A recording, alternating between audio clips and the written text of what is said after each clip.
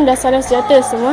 Saya Nur Amara Delisha, wartawan cilik PSS TV Sekolah SK Jalan Sembilan 2. Dalam segmen mini inspirasi, kita akan mendapat satu kata-kata inspirasi dari Puan Muhaidah, tolong kanan co-curricular sekolah kita. Jom!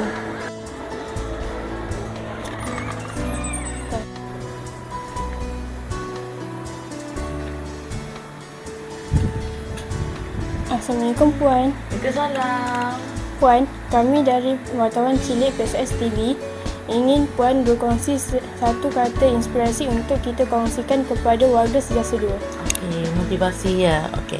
Assalamualaikum warga Sejasa 2, terutama murid-murid yang disayangi. Okey, motivasi. Cikgu ada satu motivasi yang selalu cikgu pegang, tapi ini dalam bahasa Inggeris dan cikgu akan huraikan dalam bahasa Melayu. Okey. Nah, motivasi dia ialah when the going get tough, the tough get going. Apa maksudnya?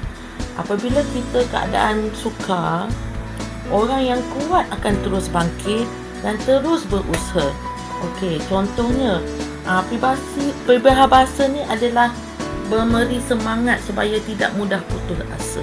Apa pun jadi dalam kita belajar, dalam kehidupan, dalam mana-mana pun kita jangan mudah putus asa. Contoh apabila gagal dalam peperiksaan, kita kena belajar dari kegagalan tu, kita kena usaha lebih gigih. Kita ada 27 letter alphabet, iaitu A untuk Z. Kalau kita tak dapat buat A, kita boleh cuba B.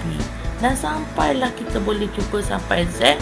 Tapi kata kuncinya, jangan putus asa, jangan putus doa. Dan yang ketiga, sentiasa baik dengan ibu bapa.